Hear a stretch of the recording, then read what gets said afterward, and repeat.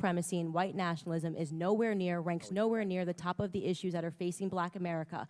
And the reason that you are bringing them up in this room is because it is an attempt to make the election all about race, as the Democrats Not in my case, Ms. Owens. I'm sorry. Please do not characterize my motive. Mr. Chairman, it's my time. Yeah, it's my time. You've got your time, Mr. Meadows. I'll give you 3 more seconds.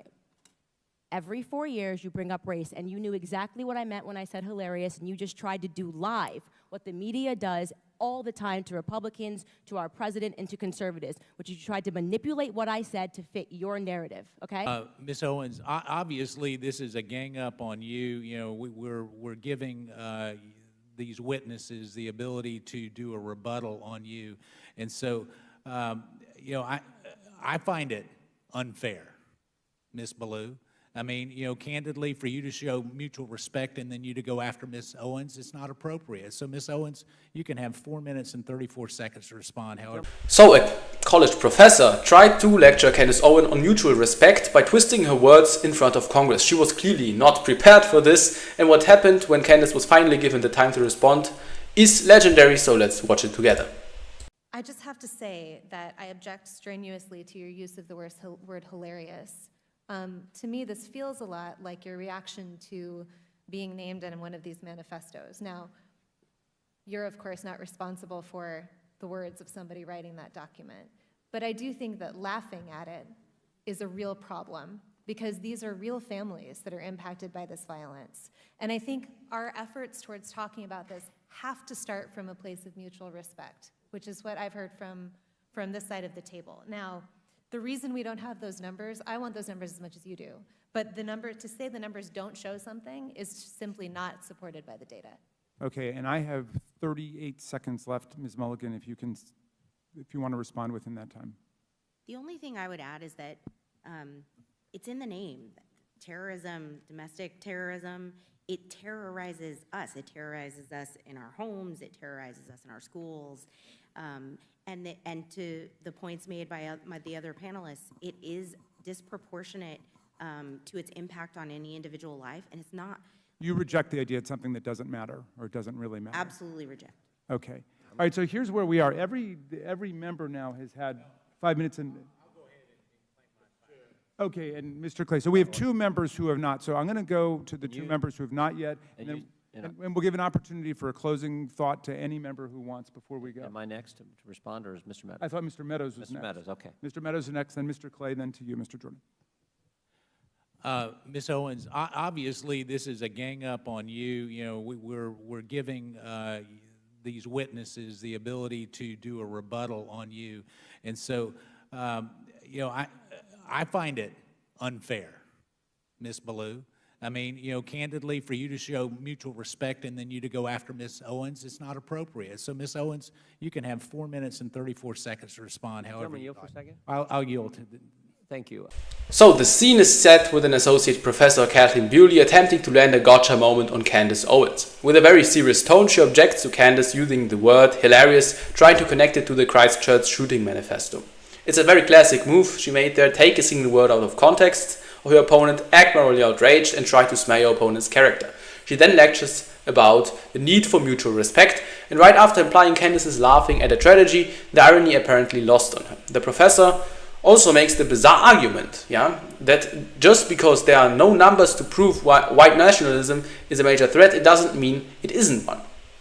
I mean, it's contradictory, but who cares? This is basically asking everyone to ignore the lack of data and just trust their feelings on the matter, and it becomes very clear this isn't just a good faith discussion she attempted. It feels like a coordinated ambush. The situation looks very grim for Candace, as it seems she won't get a chance to even defend herself. But then, in a moment of true class, Congressman Meadows yields his time, setting the stage for one of the most memorable smackdowns, I quote, in congressional hearing history. The professor has no idea what's coming for her. I believe, Ms. Owens, when you used the word hilarious, it was referencing the fact that no one had asked you a question. It wasn't to the subject matter of the hearing. Is that right? That is correct. And to have another witness insinuate something that is not accurate is just not appropriate, Mr. Chairman, for how witnesses are supposed to behave in front of this committee. I also think you didn't say it doesn't matter about the subject matter of today's hearing. You said there are other subjects that matter as well, and maybe we should spend some time on those. Is that accurate? That is correct, and they matter much, much, much, much more, and I have said that. I said that in my opening, and I will say it again. You know that white supremacy and white nationalism is ranks nowhere near the top of the issues that are facing Black America. And the reason that you are bringing them up in this room is because it is attempt to make the election all about race, as the Democrats Not in do. my case, Ms. Please don't Owens. cut I'm me sorry. off. Please do not characterize my motive. Mr. Chairman, it's my time. Yeah, it's my time. You've got your time, Mr. Menez. I'll give you 3 more seconds. Every 4 years, you bring up race, and you knew exactly what I meant when I said hilarious, and you just tried to do live what the media does all the time to Republicans, to our president, and to conservatives, which is you tried to manipulate what I said to fit your narrative, okay?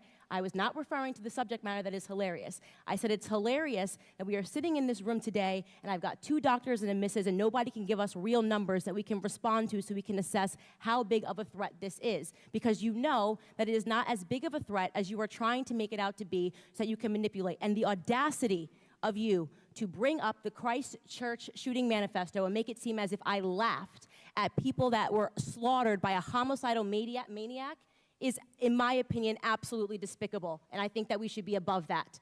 To try to assign reality or any meaning to a homicidal maniac writing a manifesto, which, by the way, let the record show, also stated Spyro the Dragon, the child's cartoon, as a source of inspiration. He also cited Nelson Mandela as a source of information. I don't think that Nelson Mandela has inspired mosque shootings. You can correct me if you think I'm wrong. You would rather assign meaning to a homicidal maniac than to actually address the things that I said today that are actually harming Black America. Number 1, father absence. Number 2, the education system and the illiteracy rate. Illegal immigration ranks high, abortion ranks high, white supremacy and white nationalism, if I had to make a list again of 100 things, would not be on it. This hearing, in my opinion, is a farce, and it is ironic that you're sitting here and you're having 3 Caucasian people testify and tell you what their expertise are. Do I know what my expertise are? Black in America. I've been Black in America my whole life, all 30 years, and I can tell you that you guys have done the exact same thing every 4 years ahead of an election cycle, and it needs to stop. So now the fireworks begin. Given the floor, Candace Owens doesn't just defend herself, she completely dismantles the professor's entire argument piece by piece. First, she calmly clarifies that hilarious wasn't referring to the absurdity of the hearing itself, with 3 supposed experts unable to provide any real numbers on threat they are so concerned about, and not the subject of violence. She calls out the professor for using a cheap media trick to deliberately twist her words, something conservatives are all too familiar with. Then she addresses the disgusting attempt to link her to the Christchurch shooter. In a brilliant move, then, Candace points out that the shooter's manifesto also cited the children's video game Spyro the Dragon and Nelson Mandela as inspirations. She sarcastically asks the professor if she believes Nelson Mandela inspired the shootings, and this single point perfectly exposes how ridiculous it is to assign any logical meaning to the ramblings of a madman. Yeah?